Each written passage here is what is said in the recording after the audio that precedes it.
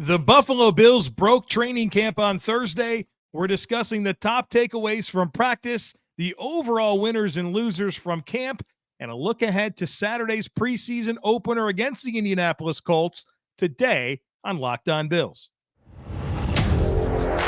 You are Locked On Bills, your daily Buffalo Bills podcast.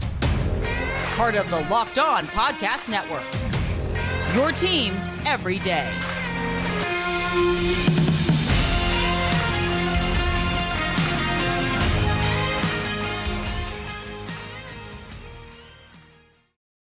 What's up, Bills Mafia? It's Joe Marino, author of Go Bills and Buffalo's Run, also the co-host of the Locked On NFL Scouting podcast, and I'm your host of Locked On Bills. Want to thank you for making Locked On Bills your first listen every day, and a big welcome and shout out to our everydayers. You know who you are. Those of you who never miss a single episode, I appreciate y'all being here very, very much. I'd also like to invite you to subscribe or follow for free on YouTube or wherever you listen to podcasts. We're part of the Locked On Podcast Network, your team every day. Today's episode is brought to you by LinkedIn. LinkedIn Jobs helps you find the qualified candidates you want to talk to faster. Post your job for free at linkedin.com/LockedOnNFL. That's linkedin.com/LockedOnNFL to post your job for free. Terms and conditions apply. Well, folks, the Buffalo Bills broke training camp on Thursday. That's it. Training camp is over. And so I want to talk about the final day, some of the big takeaways from what happened out at St. John Fisher. And then I want to get into the winners and losers from camp. I have 5 players in each category for us to discuss. Great opportunity to reflect on everything that's went down. And then I want to discuss what to watch for on Saturday against the Indianapolis Colts. So quite a bit to get to here today. Let's get started, and let's start with reflecting on the final day of training camp. And things got started with a Sean McDermot press conference, and he told us that the starters, the Bills starters, are going to play about a quarter on Saturday. Now, that does not include Stefon Diggs or Josh Allen. And Sean McDermott said there might be 1 or 2 others as well that don't play.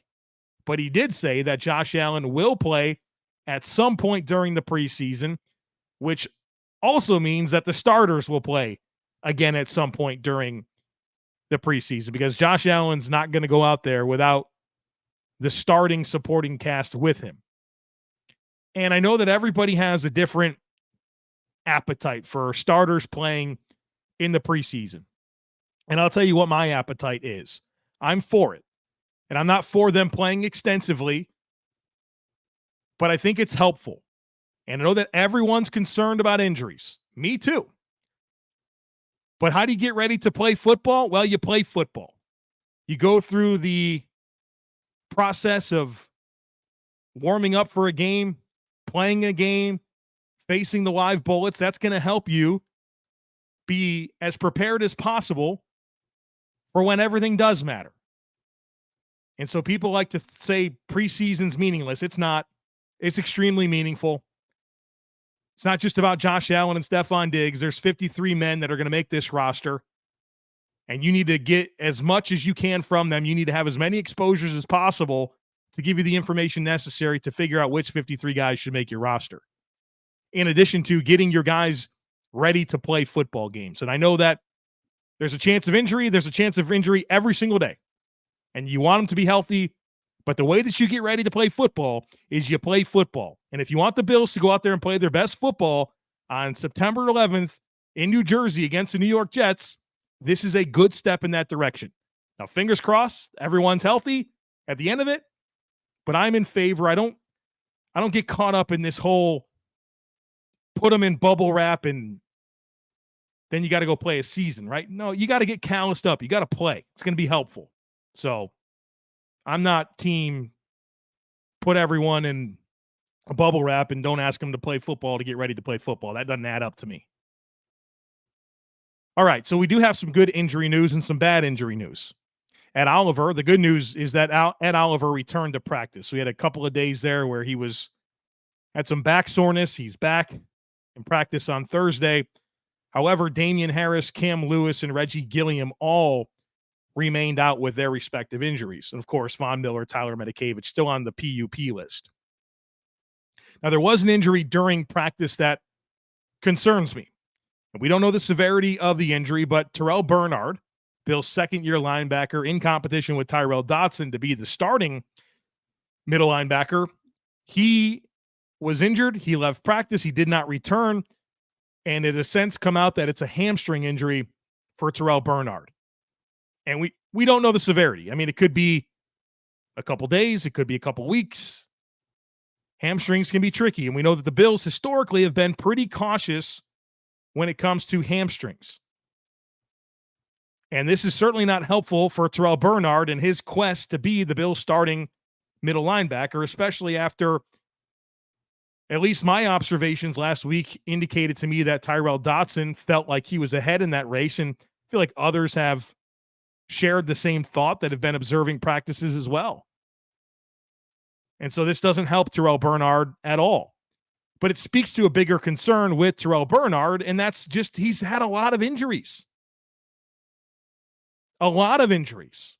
Let me give you this man's injury history dating back through his time at Baylor to present day.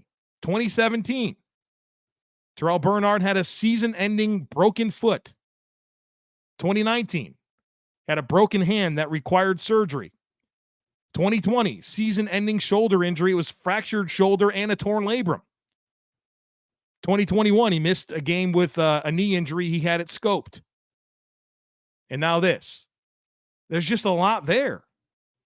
There's a lot there. That was kind of one of the concerns with him at Baylor and coming out. And here he is with an injury with an opportunity to be an NFL starting Mike linebacker.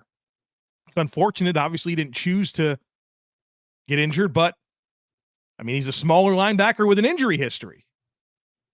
He's 6 foot and 7/8. He's not even 6'1". He's 224 pounds.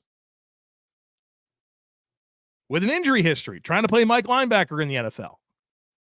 It's worth being concerned about. So we'll see how that all shakes out. Obviously hoping for a quick recovery. Obviously hoping for this competition to truly play out as it should. But a hamstring injury where he didn't finish practice, it's going to take away from his chances in preseason, potentially, at least on Saturday, right? Probably doesn't sound like he's going to play on Saturday. Really feels like Tyrel Dodson's going to win this job. As for what happened on the field, Matt Marino, New York Upstate, he had a lot of positive comments in his post-practice recap for Andy Isabella, for Gabe Davis, for Dalton Kincaid and Justin Shorter. And I think Andy Isabella is the interesting name there. I thought he looked pretty good when I saw him in practice. He's offering some return upside as well, has speed. I mean, obviously his story's a little concerning with him being a high draft pick for Arizona, never really latching on in the type of offense that you think would give him a great opportunity to latch on. Had a cup of coffee with the Ravens last year, if I'm not mistaken, couldn't latch on. They needed wide receiver help. Maybe it all comes together for him with the Bills. And certainly the return element is going to help him. But I feel like I was impressed with Andy Isabella as well, and I wasn't expecting to be because I was pretty low on him coming out of UMass relative to where a lot of people were. Gabe Davis, that's a name we continue to hear. Justin Shorter. You know, if Andy Isabella is going to make the team, he's going to bump Justin Shorter off the team. So that's kind of the interesting component there. The Bills are probably going to keep 6 receivers. I think they're going to keep 6 receivers, 4 tight ends, and 3 running backs, with kind of the caveat being Reggie Gilliam qualifies as a tight end. I don't think in a year where we're expecting more 12 personnel that this is finally the year that the Bills are going to keep 7 receivers. I don't see that happening. And so if you have Diggs, Davis, Shakir, Hardy, Sherfield, that's 5. That means you have room for one more guy. And to me, I think it might be between Justin Shorter and Andy Isabella. Keeping in mind, Justin Shorter is your draft pick. You have him on a cost control rookie deal for 4 years.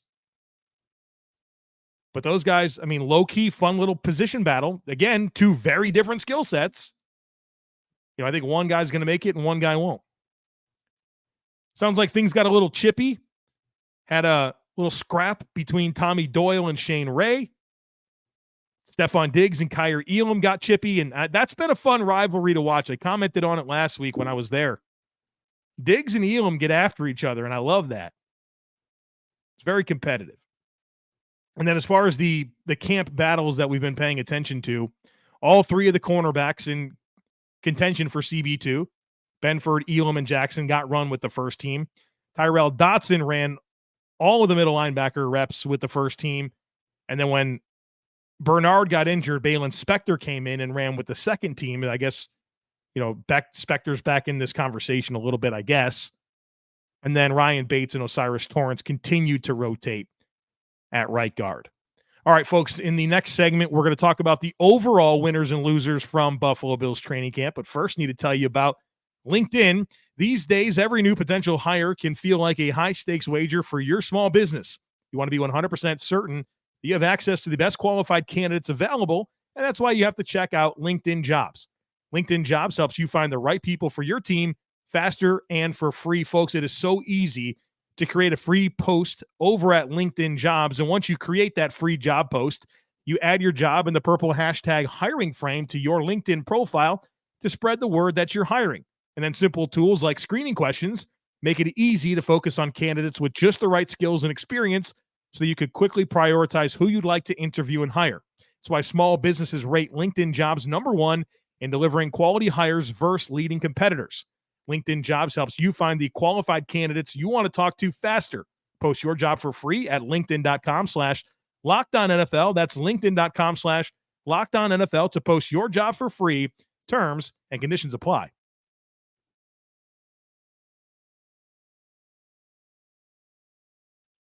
All right, folks, let's talk about the overall winners and losers from Buffalo Bills training camp. And I'm really trying to isolate this conversation to what we've seen over the last 2.5, 3 weeks at St. John Fisher, stuff that I saw with my own eyes and stuff that obviously I've been able to aggregate from studying practice reports.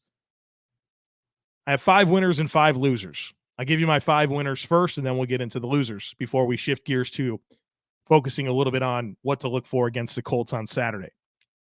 My number one winner, I guess, I didn't really put these in any type of order, so don't really put much stock into that. But the first guy I'll discuss, wide receiver Gabriel Davis. Not that his roster spot was ever in jeopardy, not that his starting gig was ever in jeopardy, but seeing him healthy, seeing him run routes, seeing him showcase a more complete skill set, showing his chemistry with Josh Allen, showing his consistency, making big plays at all levels of the field. Really encouraging camp for Gabriel Davis. Contract year for him, and it looks like things are off to a really good start. I didn't expect to come away from observing Gabe Davis with such good feelings about what I saw, but I cannot deny it. He's looked really, really good. And I think he's primed for his best season. And I think the narrative has somewhat shifted a little bit where there was a level of concern about him being a long-term piece of this offense to, well, maybe he's going to break out this year and it'd be best to extend his contract now, because if he goes out and blows up, it only gets more expensive. Maybe he's an $11 or $12 million receiver right now, but if he goes out and has 1,000 yards and 8, 9, 10 touchdowns, he becomes a $15 million a year receiver. So it's an interesting conversation. It would not surprise me to see that extension come through. Obviously, you want to see all this translate to the regular season, but I can't help but think Gabe Davis is one of the winners from training camp. The next guy is A.J. Epenesa, another player entering his 4th season, a contract year, 6.5 sacks last year, but he really popped for me when I watched. I talked about his frame. His body composition looks really good. The best it's been really since he's been in the NFL, where his weight fluctuated a ton. I think he's finally comfortable. There is an energy and confidence about him, observing him. He's making plays. I thought I really enjoyed his tape study that I did in July, just before camp. I think there's good momentum for A.J. Epenesa. And obviously he goes out and has 8, 9, 10 sacks or something like that. It's going to become a really interesting conversation about his long-term future with the team, but I like where he's trending. He's had a really good camp. The next guy is Latavius Murray at running back. Just a guy that stands out with his body composition. He's a big, explosive running back. He's a veteran. But when he got the football, there was something different about him. Very competitive. Sean McDermott today in his press conference called him a pro's pro. And so I think the narrative with Latavius Murray went from, well, maybe he's just this year's Duke Johnson, where he signs, he's a veteran, probably on the practice squad, to not only do I think he's going to make the team, but I think he's going to have a meaningful role for the offense. And I'm not sitting here promising a huge volume, but I think we're going to feel Latavius Murray in this offense as a nice contributor to it. So Latavius Murray, one of my winners. Cam Lewis, have to put him down. And I hate that he's got this groin thing. It's kind of limited him here late in camp. But there was some buzz for him before I got to camp last week. And then last week, it felt like every day I had something to say about Cam Lewis. Whether it was the versatility, being competitive in coverage, being physical playing downhill, being the gunner opposite of Saron Neal on the punt team. I feel like he's just got so much good momentum right now. Minus, of course, a groin injury. Again, we don't know the extent of it. Maybe he's back next week. There's still, the Bills broke training camp, but really it probably just more or less shifts to Orchard Park and the reporting structure changes drastically. Talked about that yesterday. I think there's a lot of intentionality between when the Bills decided to break camp and, where the position battles are and what can be reported moving forward. But I was really impressed with Cam Lewis. And the last guy that I have written down is Taylor Rapp. Another guy that I think we've all been interested in him. Fairly high pick for the Rams. Turned out to be a good starter for them. The Bills signed him after bringing back Poyer. Of course, Hyde's back. You wonder, are the Bills really going to play three safeties? Are they going to do this? Well, the indications at camp is that they are. And he's explosive. He's physical. He's competitive. And you can just see there being a role for him on this defense. And, of course, in addition to special teams. I think Taylor Rapp has really delivered what I hoped he would so far in camp. And I think he's going to be a nice player for this defense. Again, I don't think he's going to play 30, 40% of the snaps, but if he can play 20, 25% of the defensive snaps, give the Bills some more diversity with their back seven personnel groupings, especially if Tyrel Dodson wins this linebacker job. If Dodson wins this linebacker job, I think you're going to see more Taylor Rapp because Dodson he's not a good coverage player.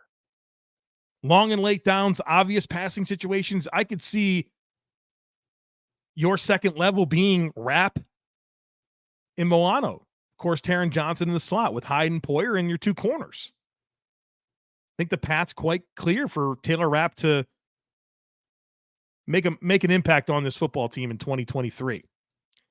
As for my losers, I've got 5 of those. Start with Kyle Allen. Was hopeful that I would feel better about him, and maybe I will after the preseason. But he just never looked comfortable. And he spoke and met with the media after practice today and talked about, things really being mental. I would agree.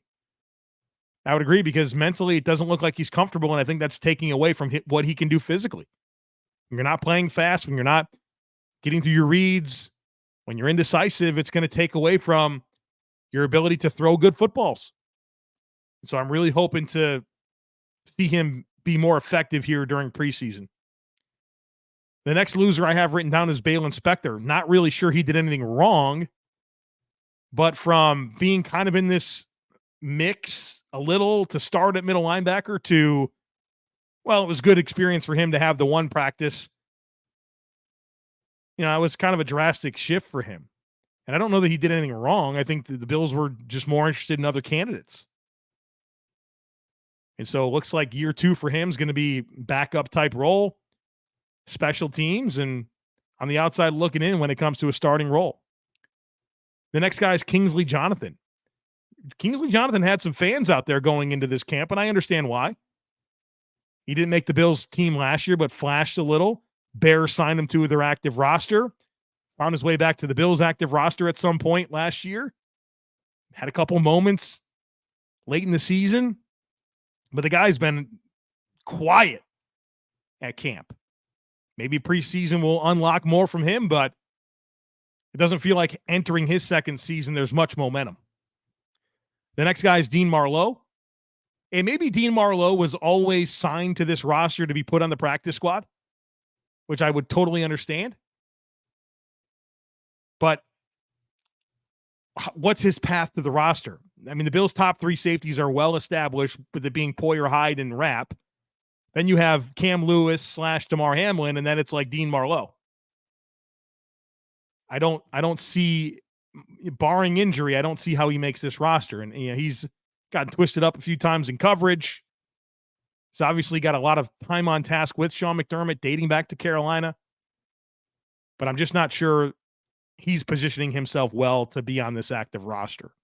And the last guy is David Quessenberry. And it feels like anytime I was talking about a Bills defensive lineman getting a sack, they were beating David Quessenberry. And the guy had a rough year last year. And I thought, or I was at least hopeful that, he kind of had that early season ankle injury and that took away from him. And he had to play like 4 different positions.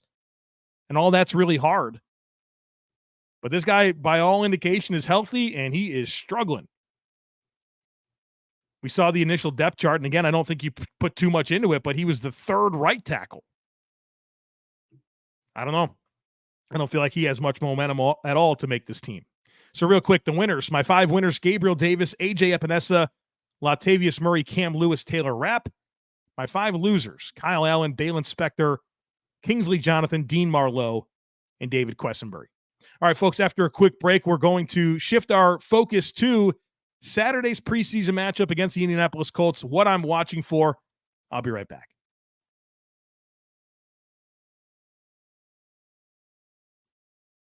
All right, let's talk about this preseason game. Bills are playing 1 p.m. Saturday, Highmark Stadium. The starters will play minus Josh Allen, Stefon Diggs, and maybe 1 or 2 more. I'm excited for it. Little programming note is after the game, I'm going live on Bleacher Report. So if you want my immediate post-game reaction, make sure you have the Bleacher Report app, and then it'll be in the Buffalo Bills stream in there. And I think you can actually search my name and follow me, and you can see me in there.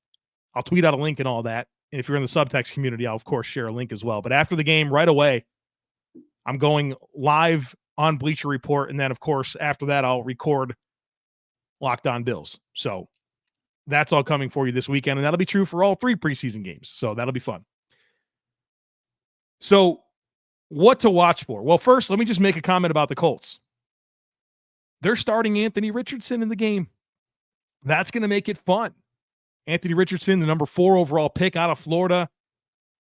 Big dude, huge arms, super athletic, all the tools in the world. And he's going to make his preseason NFL debut against the Bills. And so that makes the game fun, right? Already. But in addition to watching the Buffalo Bills play, I always like that too. So that's a fun layer to it. I want to start by talking about what to watch for by mentioning what not to watch for.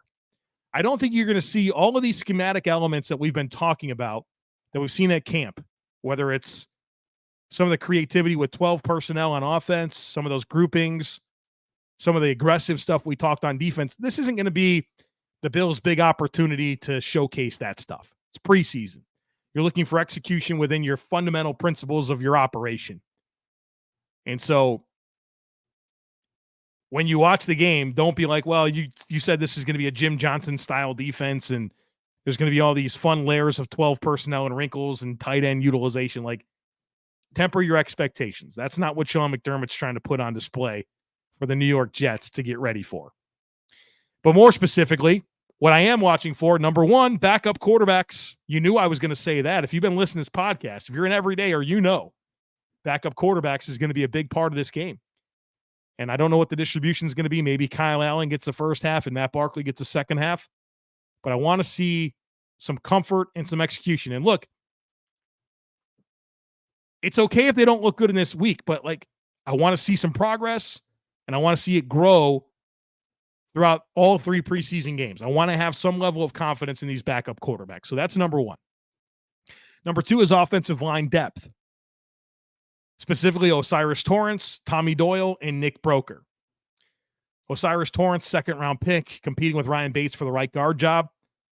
That's going to be a big part of what I'm focused on. And I'll do some film study as well, and we're going to talk about him next week based on what we see. But I want to see what he looks like, how he handles speed in pass protection. It's going to be interesting.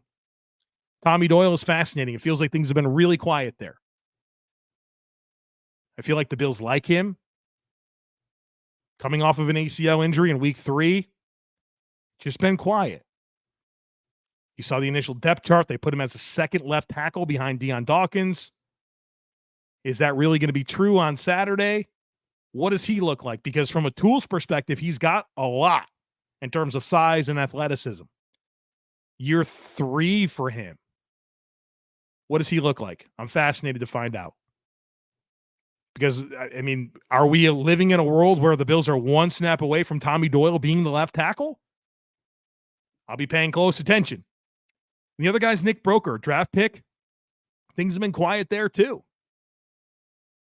I've since the moment they drafted him, I thought he would be on the outside looking in to make this roster. All indications are that that's true. But what does he show us starting on Saturday that either forces the issue and gets him on the roster or inspires some hope that as a developmental guy on the practice squad, he can turn into something? I'm interested in finding that out. Wide receiver depth is going to be something I'm interested in. Not Sherfield, Shakir, and Hardy, but this group in contention for wide receiver 6. I think it's Justin Shorter versus Andy Isabella. But can Keyshawn Johnson or Marcel Aitman or Tyrell Shavers make some noise? Tyrell Shavers has popped a little bit for me in watching Bills practices, and so has Andy Isabella, more so than any of the names I mentioned. So as Justin Shorter as a draft pick, what does he show us? Can Andy Isabella force the issue? Is there something there in Tyrell Shavers? I think that deep wide receiver depth is fascinating. You know, all those guys kind of competing for wide receiver 6 and then, of course, practice squad roles. I'll be fascinated to see the defensive line depth and early rotation. So when the starters are in, which guys are in? Which defensive linemen are running with the first team? But then beyond that, this mix of Poona Ford, who was listed as the 5th defensive tackle on the depth chart, Shane Ray, what type of noise can he make? Kingsley Jonathan, I just talked about him as a loser from camp. Can he reignite some hype with a strong showing on Saturday? Cameron Klein, former Colt, has some experience. I feel like Colts people have told us that he's been good in preseason. Well, does that continue? Had a quiet camp. And then DJ Dale. DJ Dale was probably the most intriguing undrafted free agent signing that the Bills had. Things have been quiet there too. Does that change when he gets in games and we start to see him be able to play a little bit more? So that defensive line depth, that early rotation, and then kind of that mix of guys that are a little bit intriguing, kind of on the outside looking in. How do they showcase themselves?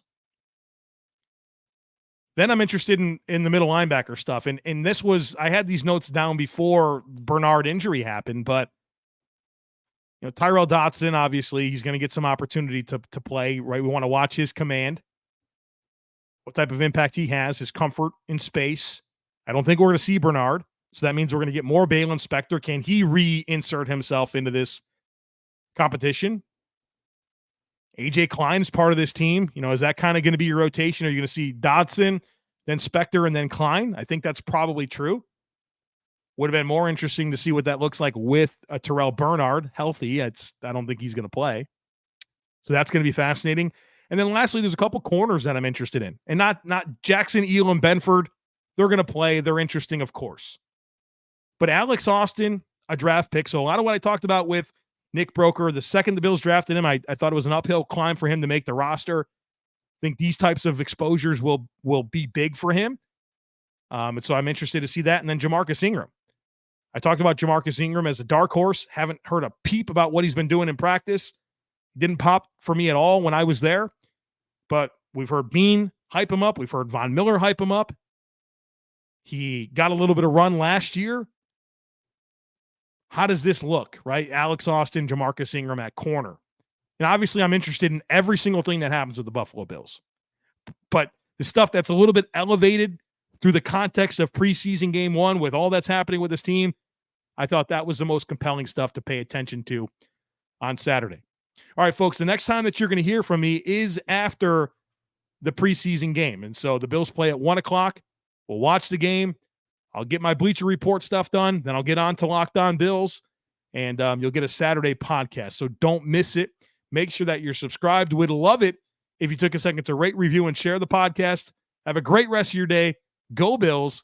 And I look forward to catching up with you after the Bills game against the Colts to open their preseason.